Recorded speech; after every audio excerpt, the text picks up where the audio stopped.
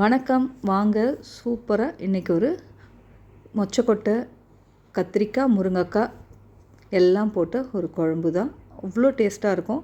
இதில் மொச்சக்கொட்டையை நான் எப்படி போட்டிருக்கேங்கிறது தான் பெரிய ஹைலைட்டு. எல்லாருமே ஊற வச்சு வைப்போம். இந்த மாதிரி வறுத்து வச்சு பாருங்கள், அவ்வளோ மணமாக அவ்வளோ டேஸ்ட்டாக இருக்கும் அந்த மொச்சக்கொட்டை. எண்ணெயை ஊற்றிட்டு மொச்சக்கொட்டை போட்டு அதில் நல்லா வறுத்துருங்க. செவக்க கொஞ்சம் வறுத்த உடனே தண்ணி ஊற்றிட்டு கொஞ்சம் மஞ்சப்பொடி போட்டு நல்லா வேக வச்சிடலாம். தண்ணி ஊற்றும் போது கொஞ்சம் கேர்ஃபுல்லாக ஊற்றுங்க, ஏன்னா வறுத்த உடனே மேலே தெறிக்கும். அதுக்காக கொஞ்சம் பார்த்து. அதுக்கப்புறம் நான் அதுக்கு என்னென்ன வேணுமோ அதையெல்லாம் கட் பண்ணிக்கலாம். அது ஒரு 4லேருந்து 5 விசிலுக்கு வரணும் கண்டிப்பாக, ஏன்னா அப்போ தான் வேகும். இப்போது கத்திரிக்காய், உருளைக்கிழங்கு, முருங்கைக்காய், வெங்காயம், தக்காளி, பூண்டு எல்லாம் ரெடி பண்ணி வச்சுக்கலாம். ஒரு பக்கம் புளி, ஒரு லெமன் சைஸ் அளவு புளி, மீடியம் சைஸ் புளி கொஞ்சமாக எடுத்து வச்சுக்கலாம். அது நல்லா ஊற வச்சிடலாம். அதுக்குள்ளே இந்த மொச்சக்கொட்டை சொல்கிறோம் இல்லையா, அது நல்லா ஸ்டீம் ஆகி வந்துடும். பூண்டு ஆப்ஷன் தான், நான் கொஞ்சம் தான் போடுறேன். பூண்டு ஒரு 4 பல் 3 பல் போடுறேன், அவ்வளோதான். நீங்கள் வேணும்னா நல்லா நிறைய கூட நச்சு போட்டுக்கலாம். எனக்கு கொஞ்சம் போதும் அப்படிங்கிறதால நான் இந்த மாதிரி போடுறேன். பொதுவாக இந்த மாதிரி வறுத்துட்டு வைக்கிற குழம்புக்குன்னே ஒரு தனி மணமோ வாசமோ இருக்கும். மேக்ஸிமம் வில்லேஜ்லலாம் எல்லோரும் ஊற வைப்பாங்கன்னு நினைப்பாங்க. ஊறவே வைக்க மாட்டாங்க. அப்படியே சட்டியில் போட்டு வறுத்துட்டு நல்லா வேக விட்டுருவாங்க. அந்த தணல்லையே போட்டுருவாங்க. அது கொஞ்சம் நேரத்தில் வெந்துடும். வெந்த உடனே இந்த குழம்பு கூட்டி வச்சு பாருங்கள், வேறு மாதிரி இருக்கும். இப்போது அதை தனியாக எடுத்துக்கலாம். ஒரு சட்டி வச்சு எண்ணெய் ஊற்றி கடுகு, வெந்தயம், சீரகம் கண்டிப்பாக போடுங்க. போட்டுட்டு கருவேப்பிலை போட்டு பூண்டை எடுத்து போட்டுட்டு உடனே வெங்காயமும் போட்டுக்கலாம். வெங்காயம் நல்லா 3/4 பாகத்துக்கு மேலே வதங்கினதுக்கப்புறம் தக்காளி சேர்த்துக்கலாம். தக்காளியும் வெங்காயமும் ஒன்று தான் நான் எடுத்திருக்கேன், ஏன்னா நான் வைக்கிற குழம்புக்கு அது எனக்கு போதுமானதாக இருக்கும். உங்களுக்கு எப்படி தேவையோ அந்த மாதிரி வச்சுக்கோங்க. இப்போ இது நல்லா வதங்கட்டும். தக்காளி ஆட் பண்ணிக்கலாம். தக்காளியும் நல்லா வதங்கினதுக்கப்புறம் நம்ம எல்லா காயும் சேர்த்துக்கலாம்.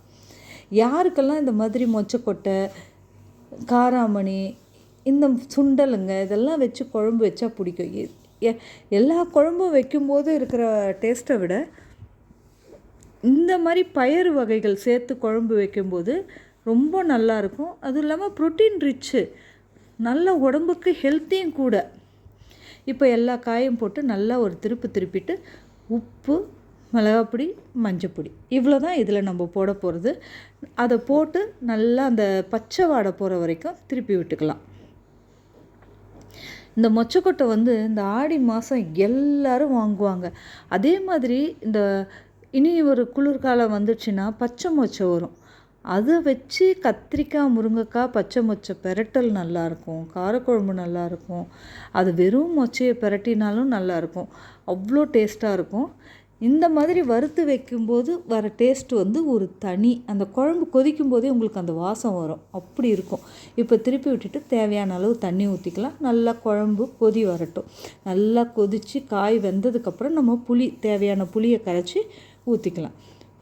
அப்படியே அந்த குக்கரில் வேக வச்சோம் இல்லைங்களா, அந்த மொச்சக்கொட்டையும் எடுத்து நம்ம சேர்த்துக்கலாம். இந்த புளி திட்டமாக ஊற்றுங்க. அவங்க எவ்வளோ புளிப்பு தேவையோ அதுக்கேற்ற மாதிரி ஊற்றுங்க. நான் சும்மா ஒரு லெமன் சைஸை விட கொஞ்சம் கம்மியாக தான் புளி ஊற வச்சுருக்கேன். எனக்கு தேவையானதை நான் ஊற்றிக்கிட்டேன். இப்போது வேக வச்ச பருப்பையும் சேர்த்துக்கலாம். அதில் தண்ணியே இல்லை, எனக்கு ஒரு 1/2 டம்ளர் தண்ணி தான் இருந்தது. அது ஒன்றும் பிரச்சனை இல்லை, அப்படியே ஊற்றிக்கலான்ட்டு ஊற்றிட்டேன். உண்மைக்குமே அந்த அளவுக்கு டேஸ்டான குழம்பு. இது தண்ணியாக இருக்கிற மாதிரி தான் தெரியும், ஆனால் இன்னும் அந்த பருப்பெல்லாம் போட்டு கொதித்த உடனே கொஞ்ச நேரத்துலேயே ரொம்ப திக்காயிடும் குழம்பு. அவ்வளோ டேஸ்ட்டாக ரெடி ஆகிடும். இந்த மாதிரி நிறைய கிராமத்து ஸ்டைல் ரெசிபீஸு, வேறு என்ன மாதிரி ரெசிபீஸ் வேணுனாலும் கமெண்ட்டில் சொல்லுங்கள். நாங்கள் ரெடியாக இருக்கேன். ஏன்னா நாங்கள் கேட்ரிங் நடத்திக்கிட்டு இருக்கோம். அதில் மினிமம் ஒரு நாள் புக்கிங்கில் இந்த போரூர் சரௌண்டிங்கில் யார் என்ன ஆர்டர் கொடுத்தாலுமே ப்ரீ புக்கிங் பண்ணித்தரோம். என்ன வேணும்னாலும் veg or non veg any items ரொம்ப காஸ்ட்டு கம்மியாக ரொம்ப சூப்பராக செய்து தருவோம். வேணுங்கிறவங்க கமெண்ட்டில் சொல்லுங்கள். என்ன விசேஷம்னாலும் ரெடியாக பண்ணி தருவோம். குழம்பு நல்லா கொதிக்குது, நல்லா இருக்கும். இந்த மாதிரி குழம்பு வைக்கும்போது நீங்கள் வீட்டில் ஒரு முறை இந்த மாதிரி வறுத்துட்டு வச்சு பாருங்கள், வேறு லெவல் டேஸ்ட்டாக இருக்கும். இந்த வீடியோ பிடிச்சிருந்தா லைக் பண்ணி கமெண்ட் பண்ணி ஷேர் பண்ணுங்கள். சேனலுக்கு சப்போர்ட் பண்ணுங்கள். சப்ஸ்கிரைப் பண்ண மறக்கவே மறக்காதீங்க.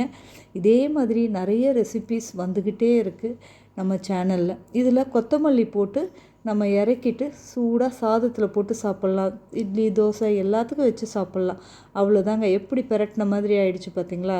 இவ்வளோ தான் குழம்பு. அப்படியே ஊற்றி சாப்பிடும்போது ரொம்ப டேஸ்ட்டாக இருக்கும். Thank you friends. நாளைக்கு இன்னொரு வீடியோவில் பார்க்கலாம். பாய்.